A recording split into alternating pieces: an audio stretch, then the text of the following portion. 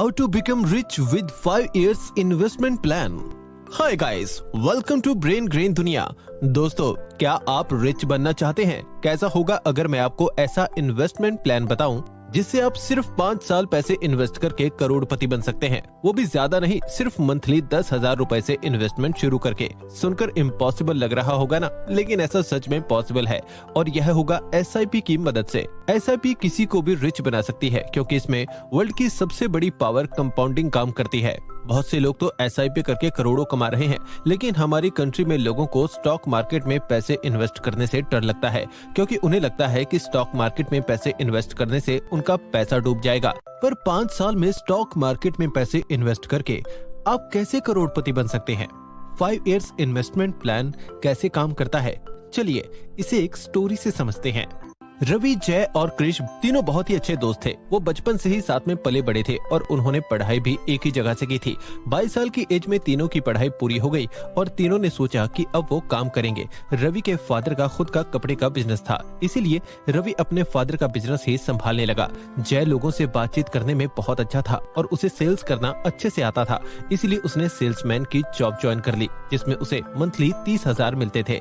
कृष ने इन दोनों से अलग रास्ता चुना था। उसने एक IT कंपनी में जॉब ढूंढ ली थी जहां उसे 40,000 की सैलरी दी जाती थी। तीनों दोस्त अपने काम से बहुत ही ज्यादा खुश थे।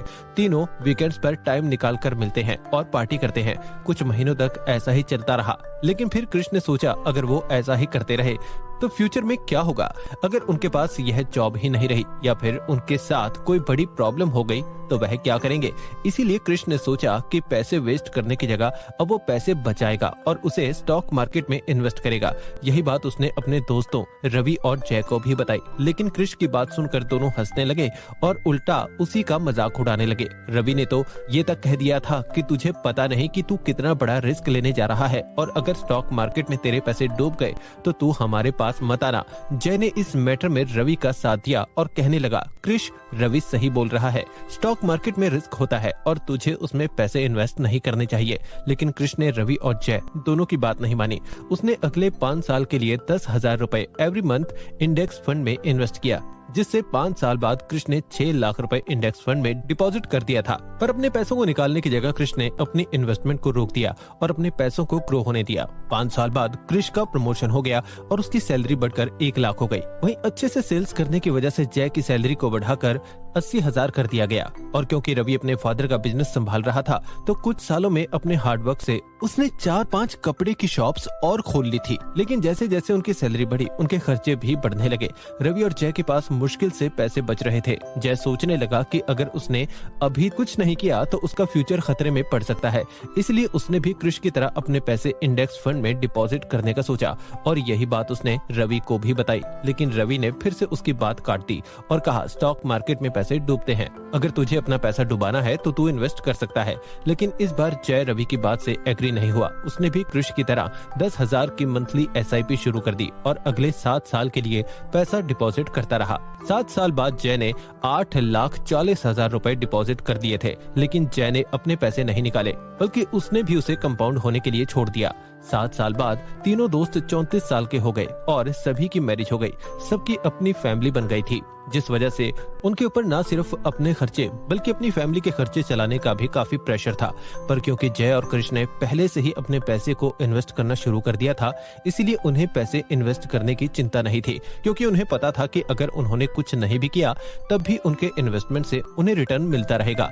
पर रवि ने अपने पैसे इन्वेस्ट नहीं किए थे, इसीलिए इस समय उसके ऊपर बहुत ही ज्यादा प्रेशर था, क्योंकि कपड़े का बिजनेस सीजन के हिसाब से चलता था, जिस वजह से रवि को बिजनेस में कभी प्रॉफिट होता तो कभी लॉस, और सीजन ना होने पर उसकी कंडीशन और बुरी हो जाती। रवि पैसों को लेकर इतना ज्यादा परेशान हो गया था कि वो हर समय दुखी रहने लगा था। एक दिन जब रवि जय और कृष्ण से मिला तो उन्हें टेंशन फ्री देखकर रवि ने सोचा, अब चाहे जो भी हो जाए मैं भी स्टॉक मार्केट में इन्वेस्ट करूंगा। फिर क्या, रवि ने भी अपने दोनों दोस्तों की तरह 10,000 की मंथली SIP इंडेक्स फंड में डिपॉजिट करने लगा। उसने सोचा कि उसके दोस्त सिर्फ 5 साल और 7 साल पैसे इन्वेस्ट करके इतने रिलैक्स्ड हैं, तो उनसे आगे निकलने के लिए मैं 21 सालों तक SIP करूंगा, और उसने ऐसा ही किया। रवि ने 25,20,000 रुपए SIP में इन्वेस्ट कर दिया। 21 साल बाद जब तीनों दोस्तों की की एज 55 हो गई। तो तीनों ने सोचा कि क्यों ना अपने अपने इन्वेस्टमेंट की ऑडिट की जाए और देखा जाए कि किसको कितना रिटर्न मिलेगा। कृष ने 5 साल के लिए पैसे इन्वेस्ट किए थे और फिर पैसे इन्वेस्ट करना बंद कर दिया था। जय ने 7 साल के लिए पैसे इन्वेस्ट किए थे और फिर अपने इन्वेस्टमेंट बंद कर दिया था, जबकि रवि ने इन दोनों से ज्यादा 21 सालों तक अपने पैसे इन्वेस्ट किए थे। कृष ने तीनों में न सिर्फ सबसे कम पैसे इन्वेस्ट किए थे, बल्कि उसने सबसे कम टाइम के लिए भी पैसे इन्वेस्ट किए थे। सबसे ज्यादा पैसे रवि ने इन्वेस्ट किए थे और तीनों में सबसे ज्यादा टाइम तक इन्वेस्टमेंट को कंटिन्यू रखा था। ऐसे में अगर मैं आपसे पूछूं कि इन तीनों में सबसे ज्यादा रिटर्न किसे मिलेगा, तो इस बात में कोई डाउट नहीं है कि आप में से ज्यादातर लोग यही कहेंगे कि सबसे ज्यादा रिटर्न रवि को मिलेगा, क्योंकि उसने न सिर्फ ज्यादा टाइम तक पैसे इन्वेस्ट किए हैं, बल्कि उसका इन्वेस्टमेंट अमाउंट भी बाकी दोनों से ज्यादा है। जबकि ऐसा नहीं है। 5 साल तक 15% के रेट से पैसा डिपॉजिट करने के बाद रवि को 21 साल बाद 1,77,26,000 रुपए मिलते हैं, जबकि वहीं जय को 10,000 की मंथली SIP 7 साल करने की वजह से 28 साल बाद 2,80,38,000 रुपए मिलते हैं। वहीं कृष को उसके 5 साल के इन्वेस्टमेंट के लिए 15% के रेट से 35 साल बाद 5,93,79,000 रुपए मिले। कैलकुलेशन देखकर हैरानी हुई ना? पर कंपाउंडिंग ऐसे ही काम करती है, क्योंकि SIP का मैजिक इन्वेस्टेड अमाउंट से ज्यादा टाइम पर डिपेंड करता है। कृष ने अपने इन्वेस्टमेंट को ग्रो होने के लिए सबसे ज्यादा टाइम दिया, इसीलिए उसे बाकी दो दोस्तों के कंपैरिजन ज्यादा रिटर्न मिला। जबकि वहीं रवि ने पैसे तो ज्यादा इन्वेस्ट किए थे, लेकिन पैसों को ग्रो करने का टाइम नहीं दिया, जिस वजह से उसके इन्वेस्टमेंट पर कंपाउंडिंग काम नहीं कर पाया और उसे सबसे कम रिटर्न मिली। जबकि वहीं जय ने एवरेज इन्वेस्टमेंट के साथ अपने पैसों को ग्रो होने के लिए थोड़ा बहुत टाइम भी दिया था, इसीलिए उसे एवरेज रिटर्न मिला, ना तो बहुत ज्यादा ना बहुत कम। तो देखा आपने किस तरह सिर्फ 5 साल पैसे इन्वेस्ट करके करोड़ों कमाया जा सकता है। टॉप इन्वेस्टर्स कहते हैं स्टॉक मार्केट में पैसे इन्वेस्ट करने की कोई एज नहीं होती। जितनी जल्दी आप इन्वेस्टमेंट करना शुरू करेंगे, उतनी जल्दी आपके पैसों को ग्रो करने का मौका मिलेगा। लेकिन अब सवाल यही आता है कि SIP ही क्यों? आप अपने पैसे एक बार में भी तो इन्वेस्ट कर सकते हैं।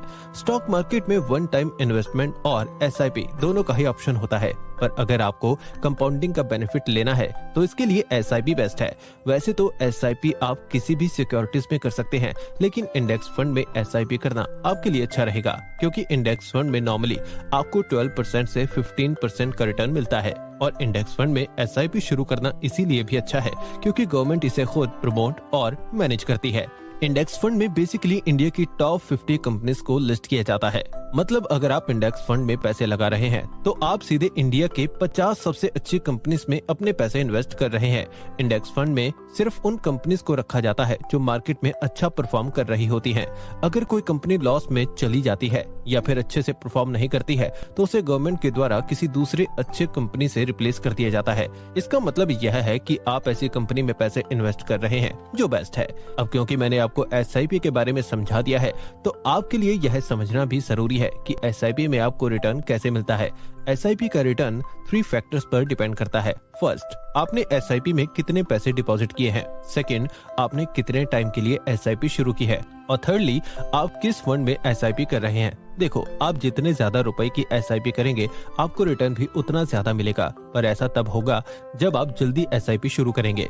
जरूरी नहीं है कि अगर आपके पास इन्वेस्ट करने के लिए 10-20 हजार हैं, तो ही आप SIP कर सकते हैं। आप चाहें तो 500 रुपए महीने के साथ अपनी SIP शुरू कर सकते हैं।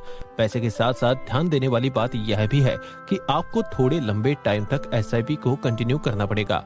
इंडिया में ऑन एन एवरेज देखा गया है कि लोग ज्यादा से ज्यादा 2 साल तक ही अपनी SIP कंटिन्यू कर पाते हैं, क्योंकि जब उन्हें शुरू में अपने SIP से कुछ खास रिटर्न नहीं मिलता है तो वो अपनी SIP बीच में ही छोड़ देते हैं। SIP एक लॉन्ग टर्म गेम है जिसे अगर आपको जीतना है तो आपको वेट करना होगा, क्योंकि SIP का बेनिफिट उनको मिलता है जो वेट करना जानते हैं।